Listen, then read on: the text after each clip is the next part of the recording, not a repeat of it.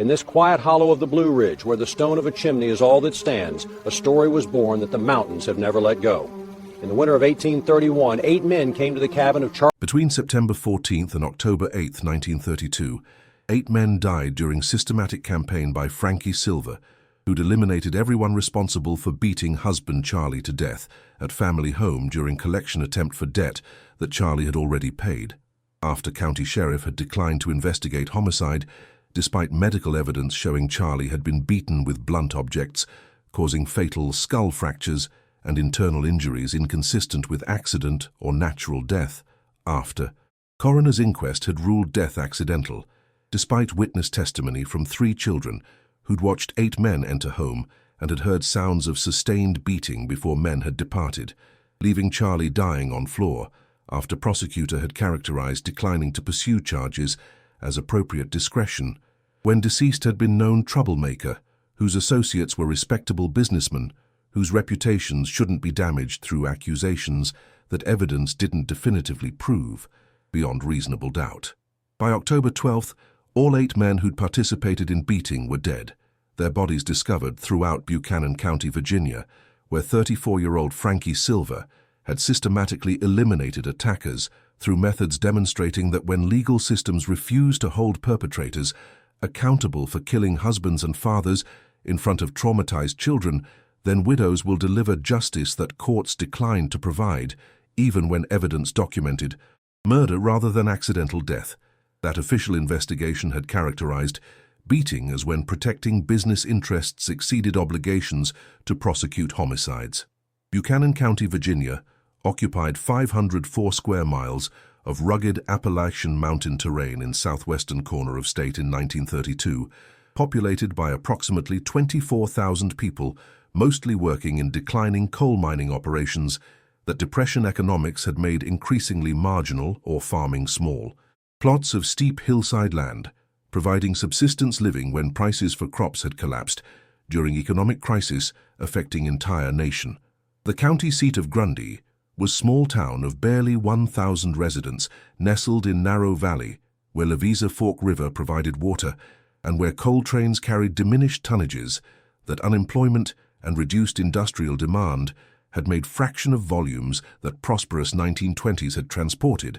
Commercial center where courthouse and company stores dominated economy and where banking institutions that had financed coal operations during boom years were increasingly foreclosing on properties when operators and workers couldn't maintain payments during prolonged depression. September 1932 meant approaching autumn in mountain communities, where harvest season that should have provided income for winter months ahead was yielding minimal returns when crop prices had fallen to levels making farming economically catastrophic. Weather conditions, combining oppressive late summer heat with irregular rainfall, creating agricultural difficulties compounding economic hardships that unemployment and bank failures had already imposed throughout region, where traditional mountain livelihoods were becoming increasingly unviable when coal industry contracted, and when subsistence farming couldn't generate cash income that property taxes and basic purchases required. The month also marked a period of heightened tensions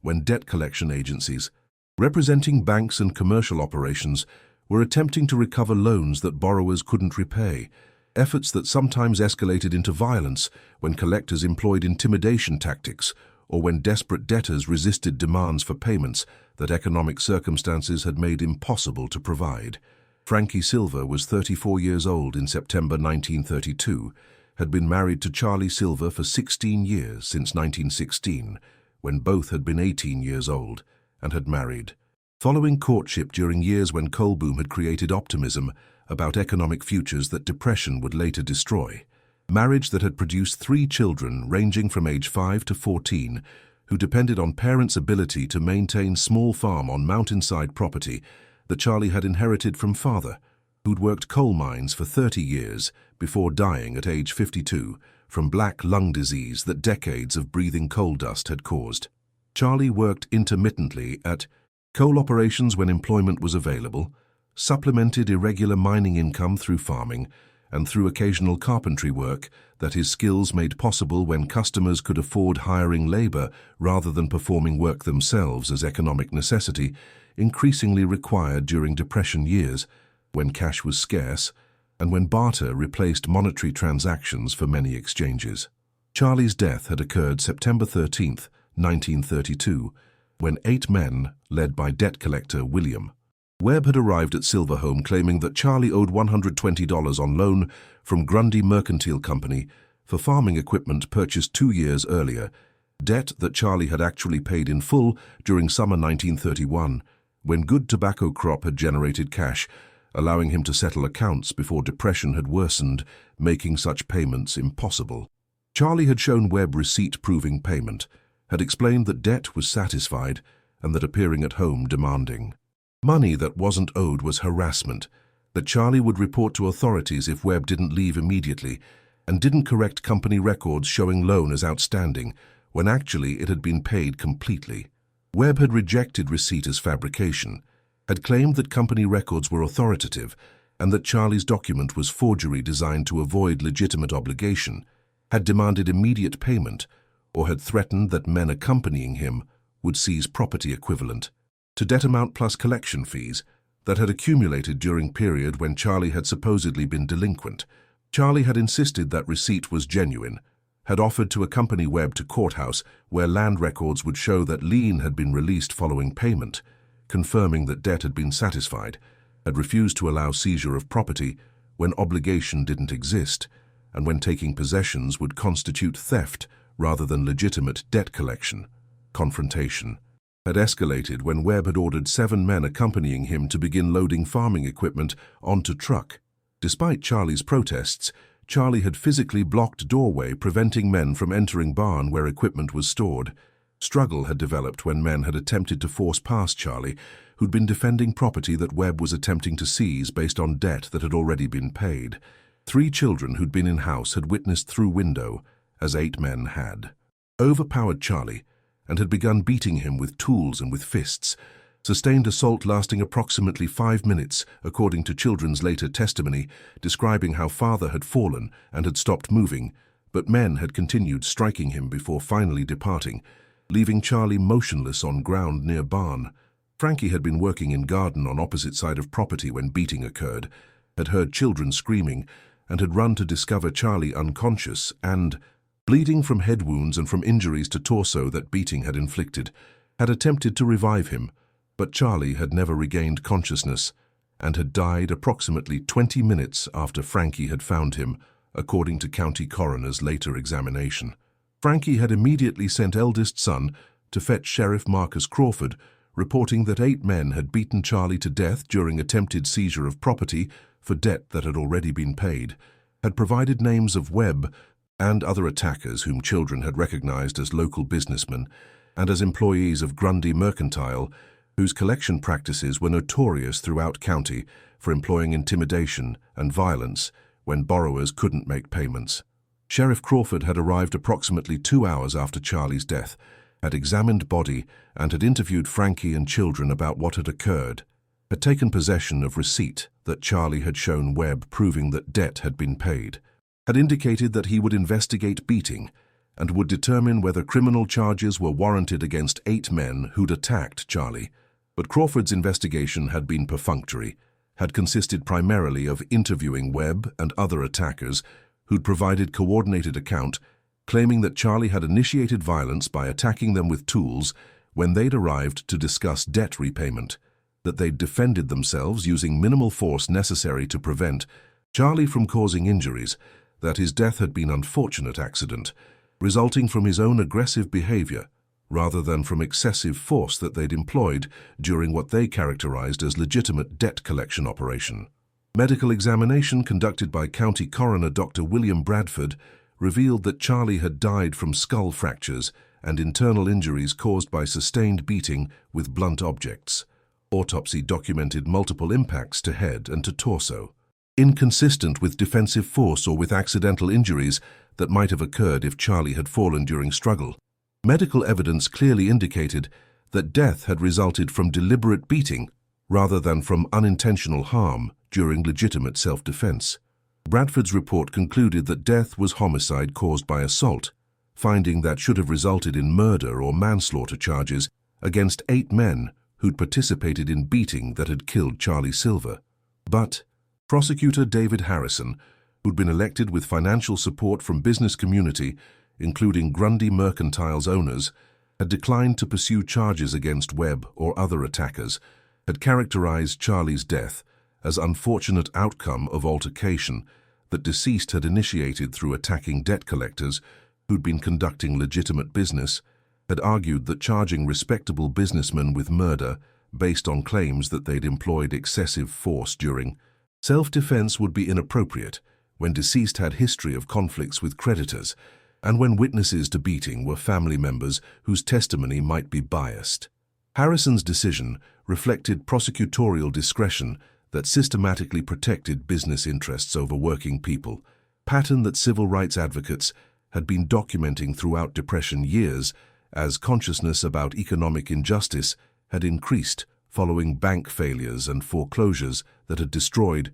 countless families while enriching creditors and debt collectors. Coroner's inquest conducted September 16th had been presided over by Dr. Bradford, who'd also performed autopsy documenting that Charlie had been beaten to death. Jury of 6 men selected from business community had accepted Webb's account, characterizing confrontation as self-defense, despite medical evidence showing sustained beating and despite children's testimony describing how 8 men had overpowered father and had continued striking him after he'd fallen. Inquest ruling had characterized death as accidental, conclusion that should have been impossible given medical documentation proving homicide, but that reflected jury's deference to business community and its resistance to holding debt collectors accountable when violence served economic interests that jurors shared as property owners and creditors themselves. Frankie's decision to systematically eliminate 8 men who'd beaten Charlie to death was made during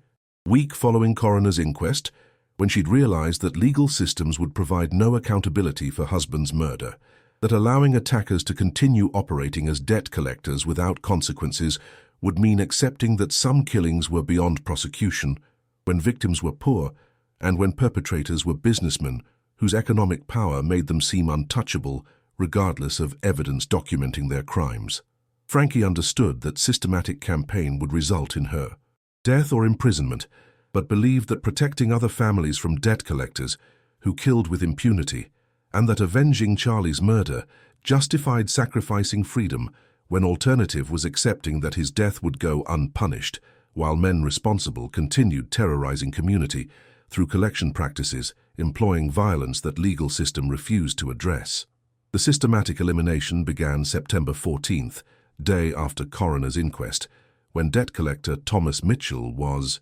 found dead at remote location where he'd apparently been meeting with borrower about overdue payment, shot twice in chest from hunting rifle fired at close range. Killing demonstrated direct confrontation rather than long-distance ambush, suggesting that perpetrator had approached victim without arousing suspicion before executing him at proximity that would ensure fatal accuracy. Investigation revealed that Mitchell had been alone when killed, had been carrying collection records showing multiple accounts where violence had been employed to compel payments.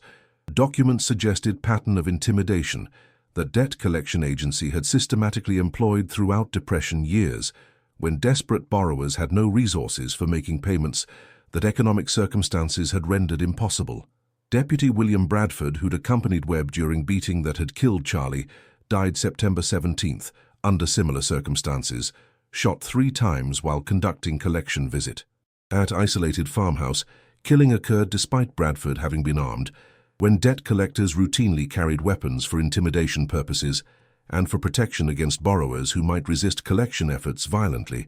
Bradford's death demonstrated that perpetrator wasn't deterred by armed targets, suggested military or hunting experience, providing confidence that confrontation with armed victim could be managed successfully through element of surprise or through superior marksmanship that combat or extensive practice had developed. Pattern became unmistakable when collector William Webb, who'd led beating of Charlie Silver, was killed September 20th at his office in Grundy, shot 4 times through window while sitting at desk reviewing collection accounts. Assassination occurring in town rather than at remote location suggested that perpetrator was willing to risk being observed in populated area when opportunity for eliminating primary target presented itself. Webb's death was particularly significant because he'd organized attack on Charlie and had led assault that had resulted in fatal injuries. His execution represented specific retaliation for leading murder rather than general anti-debt collector violence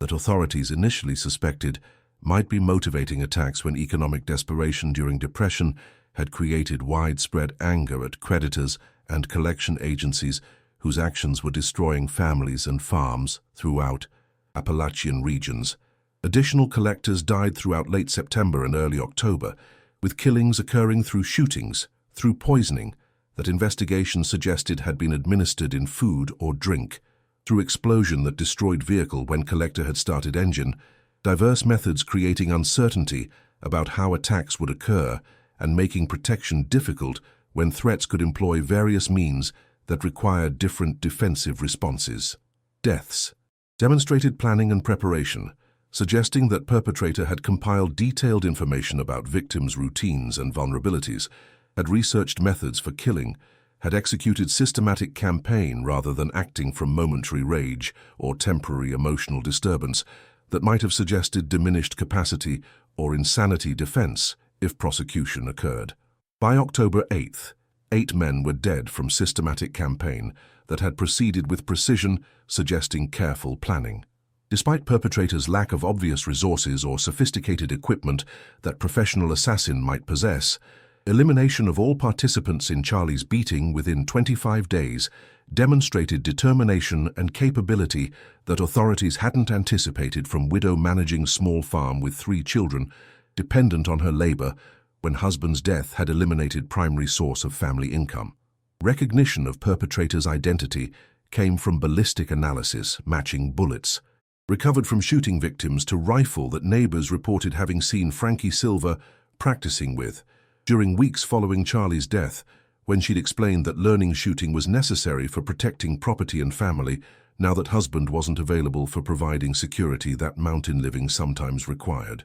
Massive manhunt focused on locating Frankie, who disappeared with 3 children after 8th killing. Authorities deployed search teams throughout Buchanan County mountains where woman familiar with terrain could potentially conceal herself and children, if adequately supplied with provisions. But manhunt was complicated by widespread community support for Frankie, whose violence had eliminated debt collectors that mountain population viewed as predators whose intimidation and beatings had terrorized region during Depression, years when families couldn't make payments that economic circumstances beyond their control had rendered impossible. Many residents refused to cooperate with authorities attempting to locate woman whose systematic campaign had delivered justice that legal system had refused to provide when prosecutor had declined to charge 8 men with murdering Charlie despite medical evidence proving homicide. Frankie remained at large for 3 weeks before surrendering voluntarily on November 1st at Buchanan County Courthouse, arrived with 3 children explaining that she'd kept them hidden because she'd feared that authorities would separate family and would place children in institutional care if she'd been arrested immediately after killings, that completing systematic elimination before surrendering had been necessary because interruption would have left some attackers alive and unpunished when all 8 deserved death for participating in beating that had killed Charlie. Frankie carried written confession detailing planning and execution of 8 killings, including how she'd compiled target list, how she'd researched each man's routines, how she'd employed various methods ensuring all participants would be eliminated before capture prevented completing campaign. Confession concluded with statement that surrendering was preferable to continuing as fugitive, forcing children to live in hiding, that she'd accomplished mission of eliminating men who'd killed husband, and that accepting consequences was necessary for allowing children to resume normal lives, even though that meant facing trial and likely execution for systematic murders that society would condemn, despite circumstances that had motivated violence when legal system had demonstrated complete refusal to hold perpetrators accountable for homicide that medical evidence had documented conclusively. Trial for 8 murders occurred in January 1933 at Buchanan County Courthouse with extraordinary security, including armed guards preventing potential violence from debt collector associates seeking retaliation or from community members supporting Frankie, whose systematic campaign had become cause célèbre among working people throughout Virginia coal country, where depression hardships and debt collection violence had created widespread anger at business interests and at legal system protecting creditors, while refusing to prosecute assaults against borrowers. Prosecution presented overwhelming evidence, including confession, ballistic matches linking Frankie to shootings, purchase records showing poison acquisition, testimony from investigators describing systematic nature of campaign, demonstrating premeditation. Defense didn't dispute that Frankie had committed 8 murders, but argued that systematic campaign had been desperate response to legal system's refusal to prosecute husband's killers, despite medical evidence proving that Charlie had been beaten to death by 8 men conducting illegal seizure of property for debt that had already been paid. Presented receipt that Charlie had shown Webb proving that loan had been satisfied. Presented children's testimony describing sustained beating they'd witnessed. Presented coroner's autopsy documenting skull fractures and internal injuries inconsistent with self-defense or accidental death. Defense also introduced evidence showing that Webb and other collectors had history of employing violence during collection operations, that Grundy Mercantile had policy of authorizing whatever force was necessary for recovering debts regardless of whether borrowers had legitimate disputes about amounts owed. Most dramatic defense evidence came from testimony of former Grundy Mercantile employee Sarah Morrison, who'd resigned from company in 1931 after reporting concerns about collection violence to management, who'd dismissed complaints and had threatened termination if Morrison continued raising questions about practices that company characterized as necessary for recovering loans during depression when borrowers were attempting to avoid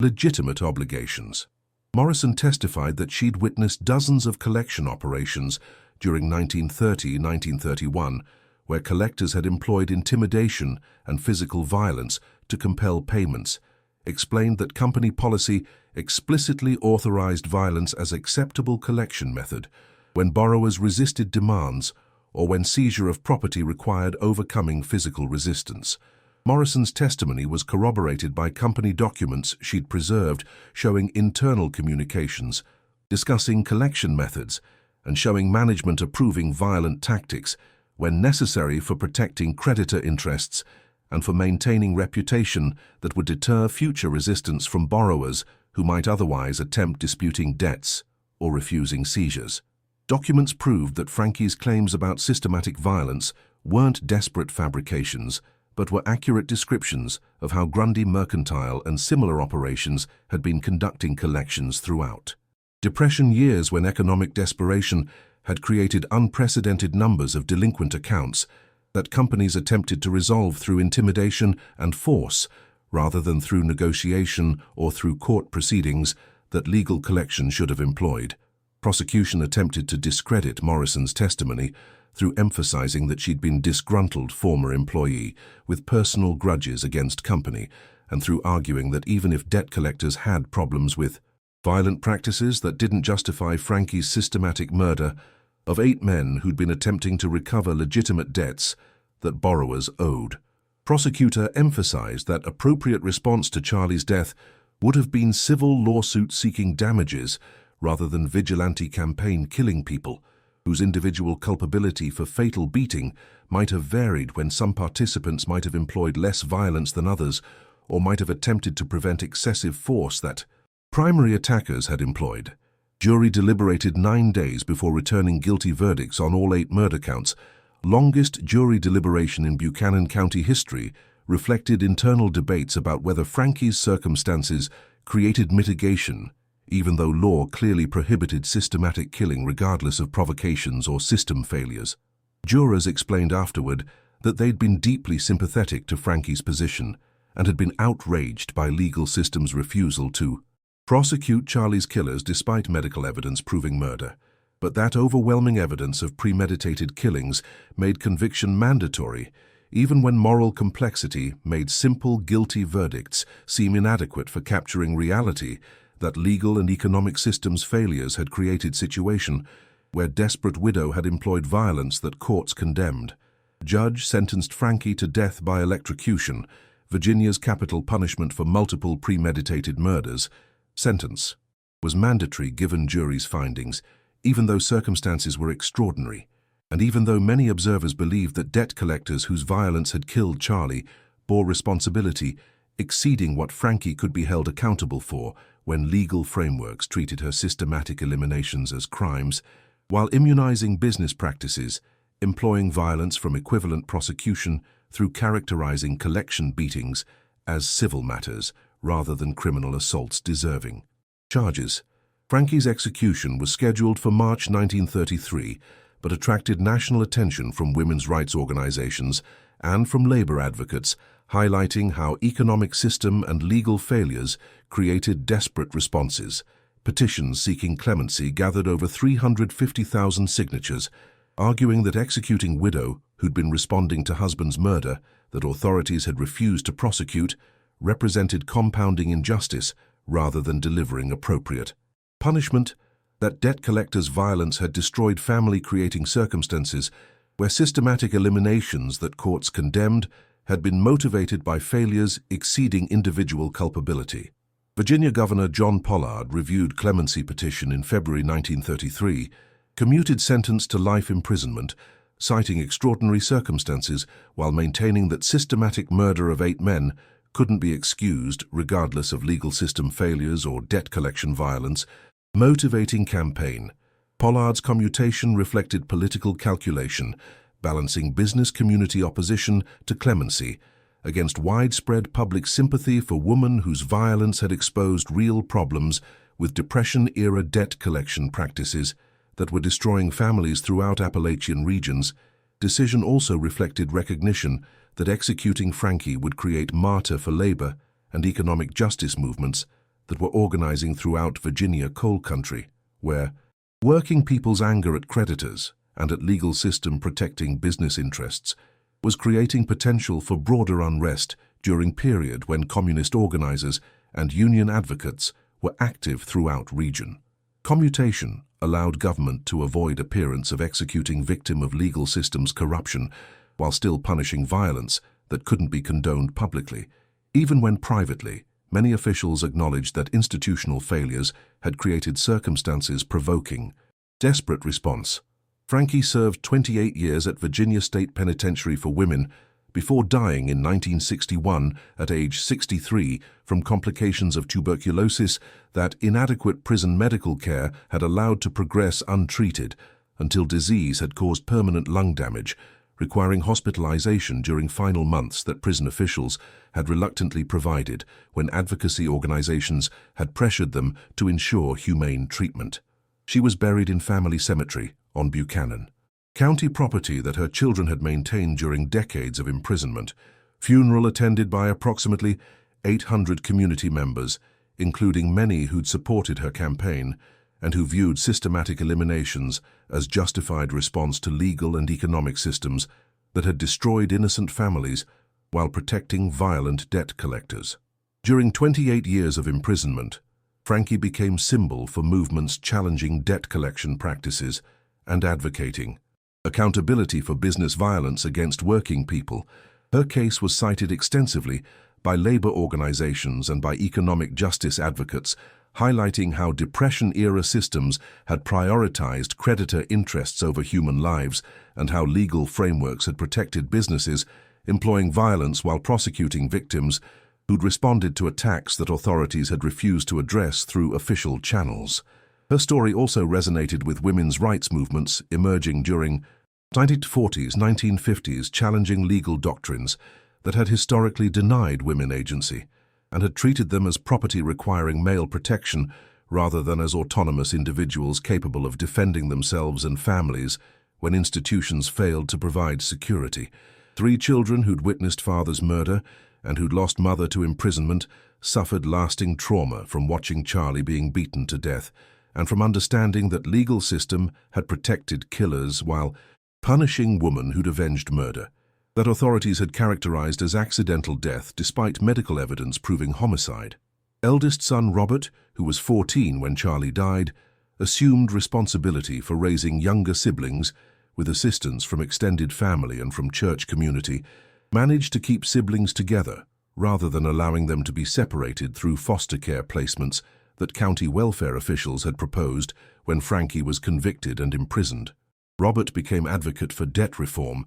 and for protection against collection violence, worked with labor organizations, attempting to establish regulations, preventing tactics that had killed father and had motivated mother's systematic campaign. The mid-20th century brought renewed attention to Frankie Silver case when journalist Patricia Morrison obtained previously sealed court records through Virginia Freedom of Information requests. Documents revealed that prosecutor Harrison had received substantial campaign contributions from Grundy Mercantile and from other businesses, employing violent collection practices, financial relationships, created conflicts of interest that should have disqualified Harrison from decisions about whether to charge debt collectors with murdering borrowers when his political support and funding depended on maintaining good relationships with creditor interests, whose violence his prosecutorial discretion protected. Morrison published findings in 1985 book titled Mountain Widow's Vengeance,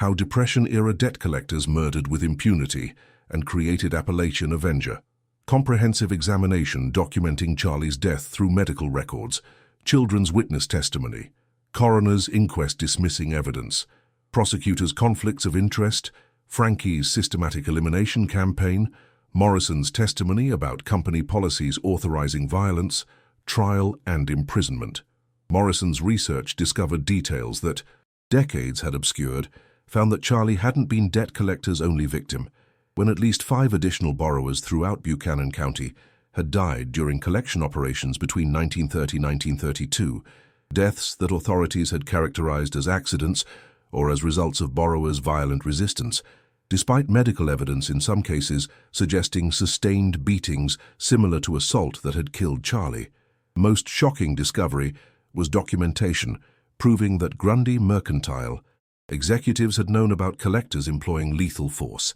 and had explicitly authorized practice through internal policy stating that collection operations should employ whatever means necessary for recovering debts and for maintaining creditor reputation that would deter future resistance. Company will defend collectors against criminal charges and will provide legal representation, ensuring that collection-related violence is characterized as self-defense or as unfortunate accidents rather, than as criminal assault deserving prosecution. Policy demonstrated that violence wasn't isolated misconduct by individual collectors acting independently, but was systematic practice that company leadership had sanctioned as acceptable method for recovering loans during Depression when desperate borrowers couldn't make payments. Documentary filmmaker Sarah Thompson produced comprehensive examination in 2015, film titled Frankie Silver's War, When Legal System Protects Business Violence. Featuring interviews with historians, labor advocates,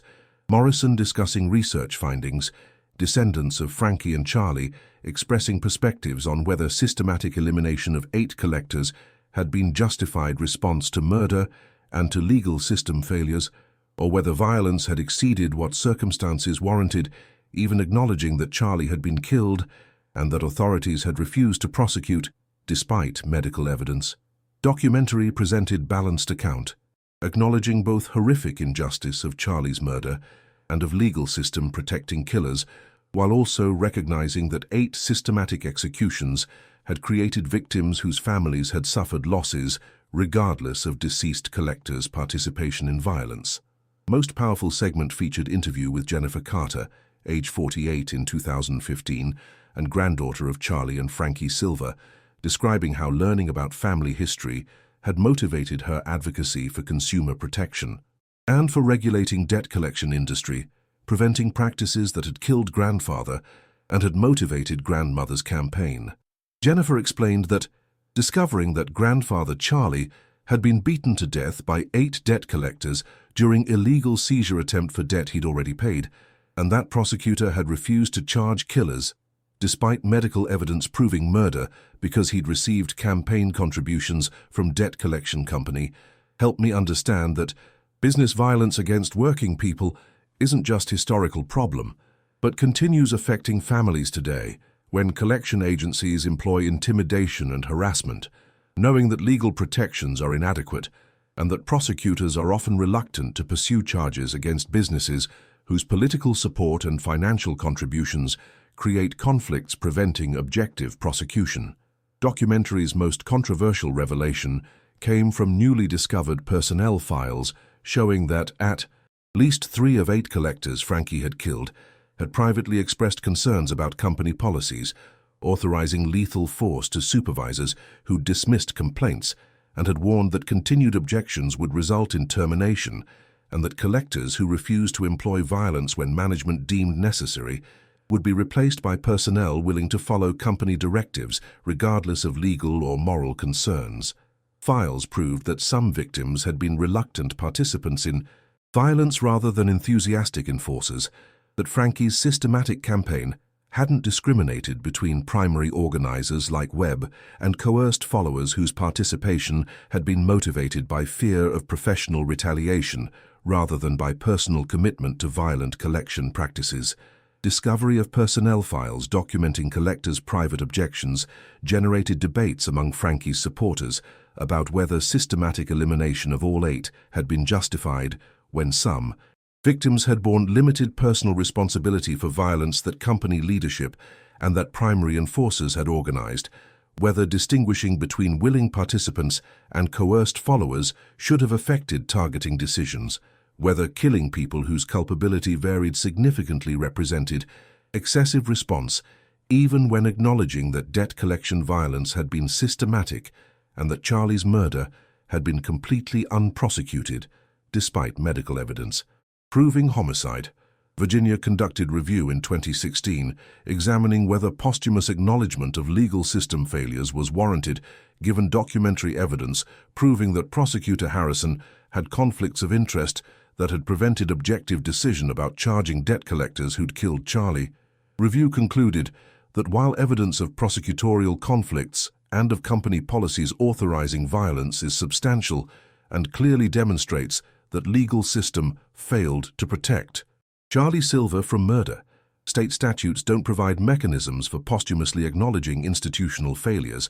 in cases where defendants' subsequent violence complicates ability to provide recognition without appearing to condone systematic killings that resulted from those failures. Review's conclusion frustrated advocacy organizations that had hoped definitive acknowledgement of corruption would provide vindication and would establish precedent for examining other cases where prosecutorial conflicts had prevented charging business violence against working people. Virginia established Memorial and Educational Center in 2017 at former Buchanan County Courthouse, museum documenting Frankie's case through multiple perspectives, including Charlie's beating death by 8 debt collectors, children's witness testimony, medical evidence proving homicide, coroner's inquest ruling death accidental, prosecutors' campaign contributions from debt collection company creating conflicts, Frankie's systematic elimination campaign,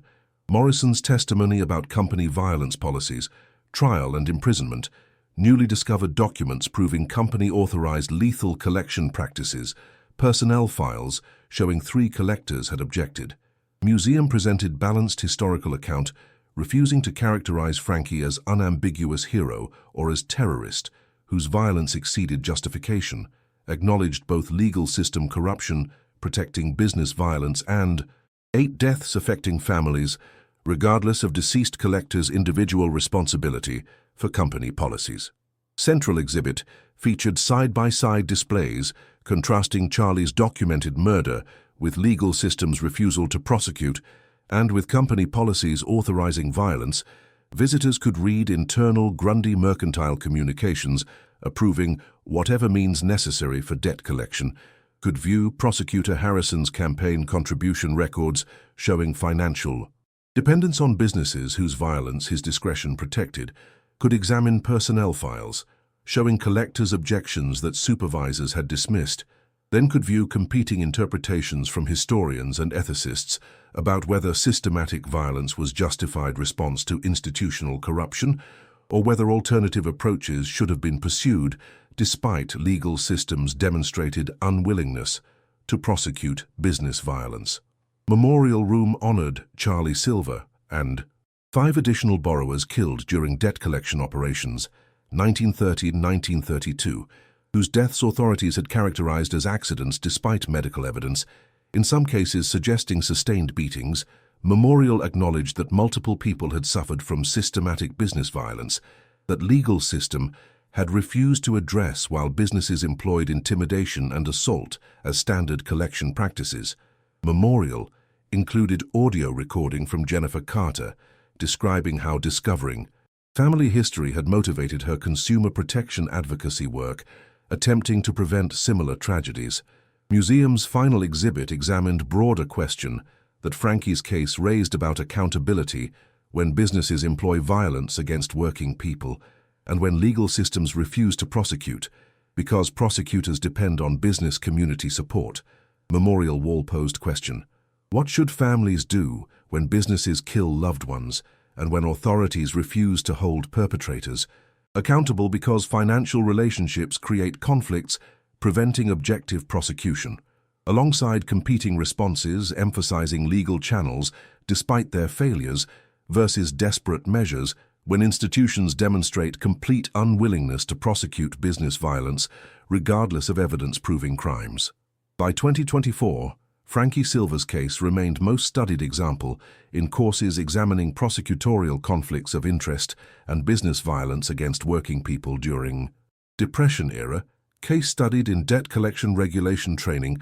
about prohibition of violence and intimidation, discussed in prosecutorial ethics seminars about campaign contributions, creating conflicts, preventing objective charging decisions. Modern consumer protection advocates invoke Frankie as symbol of resistance to business violence and as example of how legal system corruption can create desperate responses that society condemns, but that institutional failures make understandable when official channels systematically refuse justice. Congressional hearings in 2020 examining debt collection industry practices cited Frankie Silver case when questioning whether adequate consumer protections existed, preventing violence and intimidation during collections. Testimony from current and former collection agency employees suggested that while overt physical assault was less common than during Depression era when Frankie's case occurred, psychological intimidation and harassment, creating severe emotional distress remained widespread throughout industry, where commission-based compensation created incentives for collectors to employ whatever pressure tactics would compel payments, regardless of borrowers' circumstances or abilities to pay. Hearings resulted in recommendations for strengthening Fair Debt Collection Practices Act through prohibiting specific intimidation methods and through establishing criminal penalties for collectors employing threats or harassment, reforms that Frankie's advocates characterized as vindication of her claims about systematic business violence, even though changes came 90 years too late to prevent Charlie's murder and subsequent systematic eliminations. Federal legislation passed in 2021 established process for reviewing historical cases where prosecutorial conflicts of interest might have prevented charging business violence against working people, creating pathway for official acknowledgement that institutional failures had denied justice even when posthumous relief couldn't reverse convictions or resurrect victims whose deaths had motivated desperate responses. Legislation was named Charlie Silver Prosecutorial Integrity Act, recognition that his case had exposed corruption requiring systematic reforms, even though Frankie's violent response couldn't be condoned, and even though acknowledging institutional failures decades later couldn't provide meaningful relief to families who'd suffered from legal system protecting business violence during Depression era, when working people had lacked protections that subsequent reforms had established. Under new statute, Virginia Attorney General began reviewing approximately 40 cases from 1930-1940 period, where prosecutors with financial relationships to businesses had declined to charge violence against workers or borrowers. Reviews examined whether conflicts had prevented objective decisions and whether victims' families deserved official acknowledgement that justice had been systematically denied. Reviews resulted in formal acknowledgements for 12 cases, including Frankie Silver's, where Attorney General issued statement in 2022 explaining that Prosecutor David Harrison's campaign contributions from Grundy Mercantile and from other businesses employing violent debt collection created conflicts preventing objective evaluation of whether to charge 8 collectors with murdering Charlie Silver despite medical evidence proving homicide. That legal system failed Silver family through protecting business interests over accountability for violence. that Frankie Silver's systematic elimination of 8 collectors was tragic consequence of institutional corruption that proper oversight would have prevented. Attorney General's statement was unprecedented acknowledgement of state responsibility for legal system failures that had motivated Frankie's violence, represented significant departure from historical pattern where Virginia had resisted admitting prosecutorial misconduct even when evidence was overwhelming and even when conflicts were documented through campaign finance records. But statement generated controversy from families of 8 killed collectors. Some welcomed acknowledgement that deceased relatives had been participants in systematic violence, deserving consequences, while others maintained that posthumous recognition of institutional failures dishonored victims by suggesting their deaths had been justified when actually they'd been murdered regardless of company policies or prosecutorial conflicts that had motivated Frankie's campaign. Historical marker installed at Frankie's grave in 2022 reflected balanced approach, attempting to acknowledge multiple perspectives. Inscription reading: Frankie Silver, 1898-1961, systematically killed 8 debt collectors who beat husband Charlie to death during illegal seizure attempt for debt Charlie had already paid. Medical evidence proved homicide, but prosecutor declined charges. Because campaign contributions from debt collection company created conflicts, company policy authorized whatever means necessary for collections, including lethal force. Frankie served 28 years imprisonment before dying from tuberculosis. 3 of 8 victims had privately objected to violence policies but participated following company orders. Case prompted federal reforms, including Charlie Silver Prosecutorial Integrity Act, establishing review process for cases where conflicts prevented prosecuting business violence. This grave reminds us that business violence against working people and prosecutorial corruption protecting businesses create desperate responses, that economic systems prioritizing creditor interests over human lives destroy families, that accountability failures affect everyone when legal systems refuse to prosecute violence serving business interests. Comparative analysis examining Frankie's 8 victims revealed complex picture where 2 collectors, including Webb, had been primary organizers of violence and enthusiastic enforcers of company policies, authorizing lethal force. 3 had been followers who'd participated because company culture required compliance with directives that management issued. 3 had been documented objectors who'd privately expressed concerns but had followed orders when supervisors had threatened termination for refusing to employ violence. This distribution raised questions about whether Frankie's systematic elimination should have distinguished among degrees of culpability rather than treating all participants as equally responsible, whether killing 3 who'd objected represented excessive response even when acknowledging that their participation had enabled violence regardless of private misgivings. Frankie's written confession hadn't addressed these distinctions, had characterized all 8 as participants in murder without differentiating between enthusiastic enforcers and reluctant followers, or documented objectors,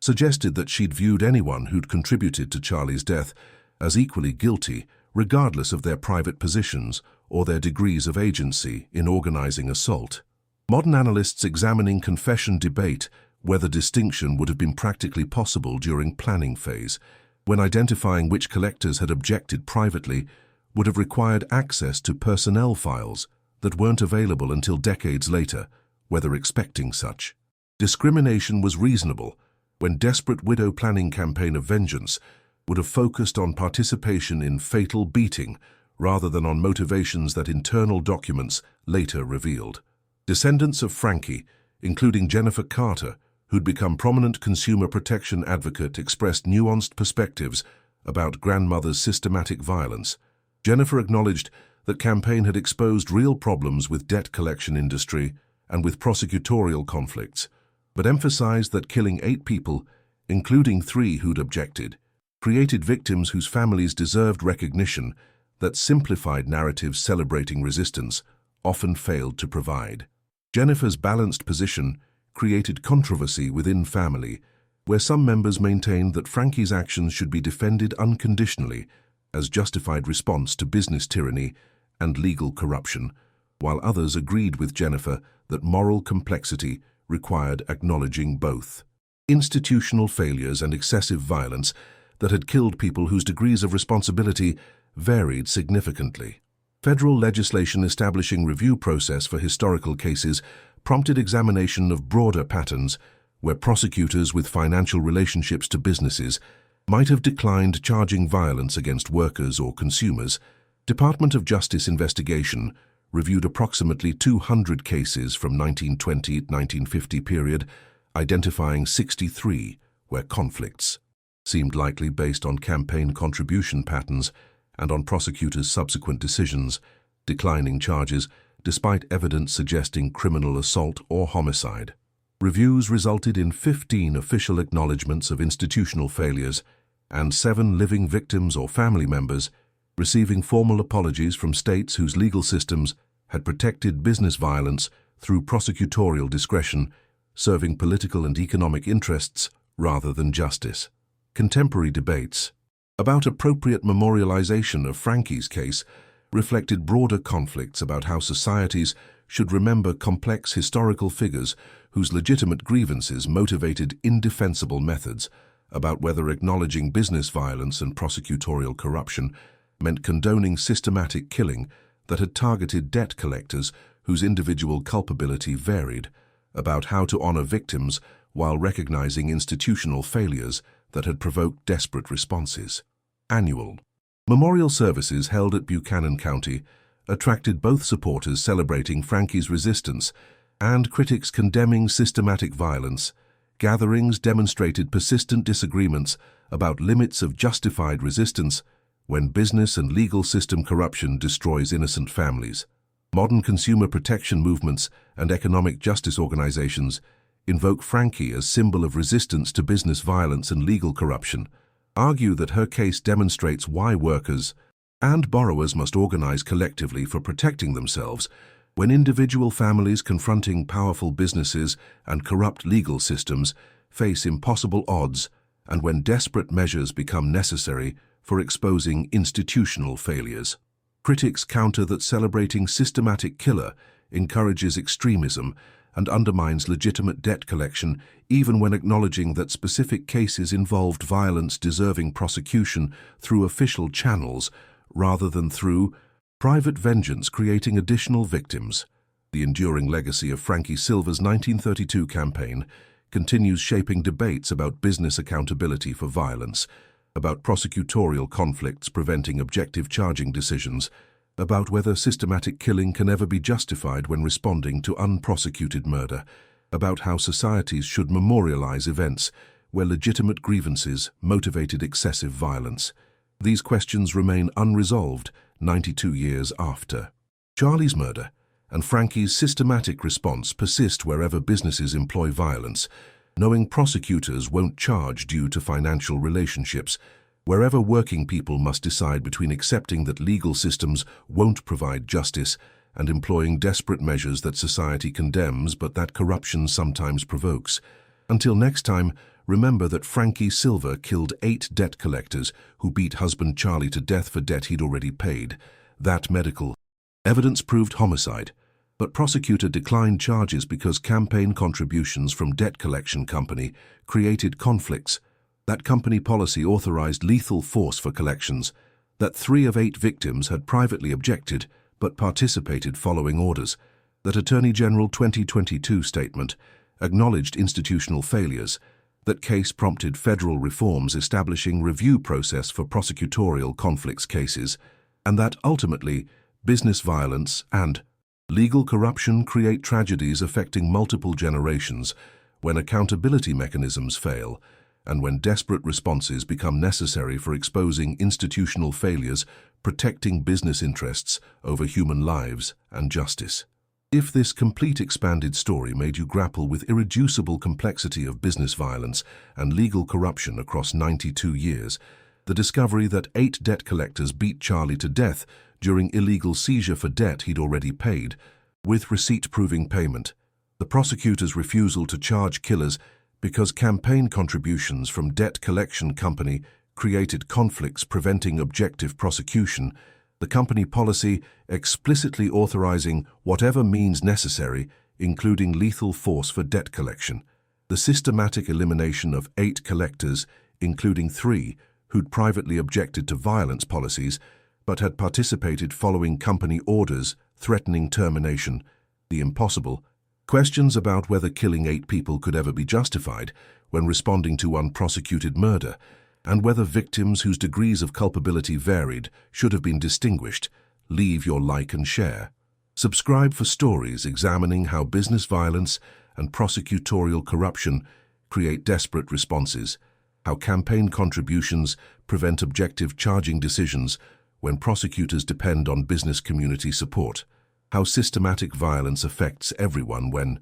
legal systems protect business interests over working people. Comment about whether Frankie's campaign was proportional response to unprosecuted murder or whether alternatives existed, whether 92 years and Attorney General acknowledgement provide adequate resolution when violence killed 8, including reluctant participants, whether memorial should emphasize business corruption or focus on victims' deaths. Because these questions persist wherever businesses employ violence, knowing prosecutors won't charge due to financial relationships, wherever working people must decide between accepting legal system failures and employing private violence that society condemns, but that corruption provokes when official channels demonstrate complete unwillingness to prosecute business violence, regardless of evidence proving crimes serving economic interests rather than justice or public safety. The broader implications of Frankie Silver's case extended far beyond individual tragedy when state and federal investigations following Attorney General's 2022 acknowledgement examined whether systematic patterns existed where prosecutors with financial relationships to businesses had declined charging violence against workers and consumers. Investigators discovered that campaign contribution patterns during Depression era had created widespread conflicts throughout Virginia and throughout other states where business community support was essential for prosecutors seeking election or re-election. Comprehensive review of approximately 300 cases from 1920-1945 period identified 87 where prosecutors had declined charges against businesses or business employees for violence resulting in serious injuries or deaths, despite medical evidence and witness testimony suggesting criminal assault or homicide deserving prosecution. Most disturbing finding was discovery that prosecutorial associations and bar organizations during Depression era had explicitly advised members that maintaining good relationships with business community was essential for electoral success and for professional advancement, guidance that implicitly encouraged prioritizing business interests over objective prosecution when charging decisions might damage relationships with campaign contributors or with influential business leaders whose support prosecutors needed. Internal communications revealed that declining to prosecute business violence was understood as appropriate. Discretion protecting valuable relationships rather than as corruption or as dereliction of prosecutorial obligations, culture that normalized conflicts of interest and that made cases like Frankie's where prosecutors refused to charge husbands' killers represent systemic pattern rather than isolated misconduct by individual prosecutors acting independently. Contemporary legal ethics scholars examining Frankie's case emphasize connections between Depression-era prosecutorial conflicts and modern patterns where campaign finance relationships continue creating situations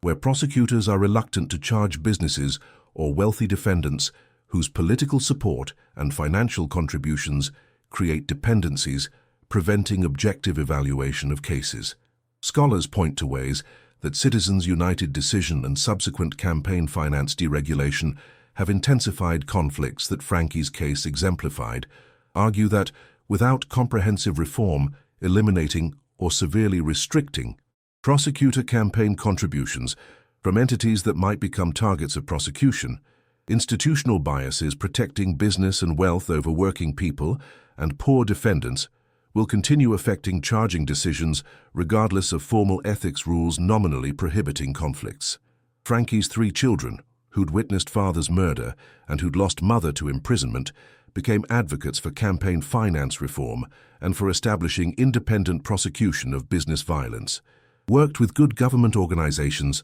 proposing constitutional amendments that would publicly fund prosecutor elections, eliminating dependence on business contributions, creating conflicts. Eldest son Robert testified before Virginia legislature in 1975, describing how witnessing father being beaten to death and understanding that prosecutor had refused to charge killers because he'd received campaign money from debt collection company had motivated his lifetime advocacy for eliminating financial relationships corrupting justice system, explained that reforms were necessary for preventing future families from suffering tragedies that institutional conflicts had created when prosecutors prioritized political relationships over accountability for violence. Modern economic justice movements emphasize Frankie's case as example, demonstrating need for protecting working people from business violence through establishing criminal penalties with mandatory prosecution requirements, preventing prosecutors from exercising discretion,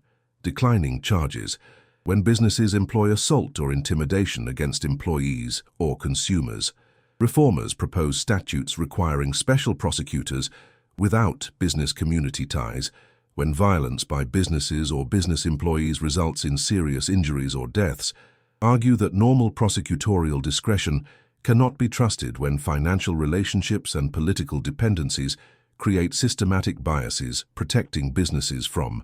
accountability that working people would face if they'd employed equivalent violence. Red Rube's descendants, including Jennifer Carter, who became prominent advocate following grandmother Frankie's casework with consumer protection organizations and with labor unions supporting legislation, strengthening prohibitions against debt collection, violence, and intimidation, provide testimony during congressional and state legislative hearings examining whether adequate protections exist, preventing practices that killed Grandfather Charlie, organize memorial events honoring grandmother while acknowledging moral complexity, including 8 deaths that systematic campaign caused. Jennifer's advocacy emphasizes that honoring resistance to business violence and legal corruption requires acknowledging all victims, including debt collectors, whose families suffered regardless of deceased employees' degrees of culpability for company policies authorizing violence that simplified narratives. Celebrating systematic killing without recognizing complexity do disservice to everyone affected by tragedies that institutional failures create. Modern Appalachian cultural organizations invoke Frankie as symbol of mountain people's resistance to outside economic exploitation and to legal systems protecting business interests over working families. Annual gatherings in Buchanan County attract thousands, celebrating her defiance, while debating appropriate lessons about when violence becomes justified response to business violence and legal corruption. These gatherings reflect broader tensions throughout rural America, where populations increasingly distrust institutions perceived as serving wealthy and powerful over ordinary people, and where Frankie's systematic elimination of debt collectors who'd killed husband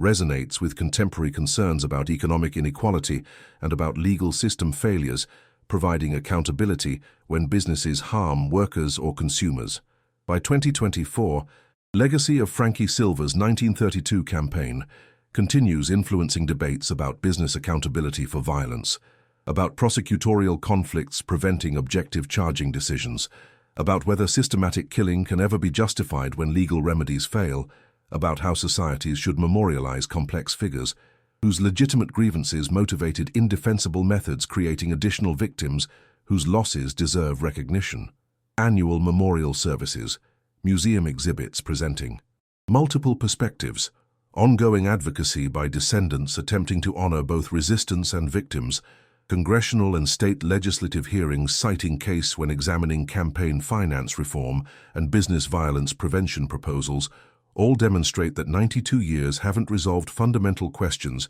about limits of justified resistance to business violence and legal corruption, and about whether desperate measures become morally permissible when institutions demonstrate complete unwillingness to prosecute violence, serving economic interests over justice and human lives.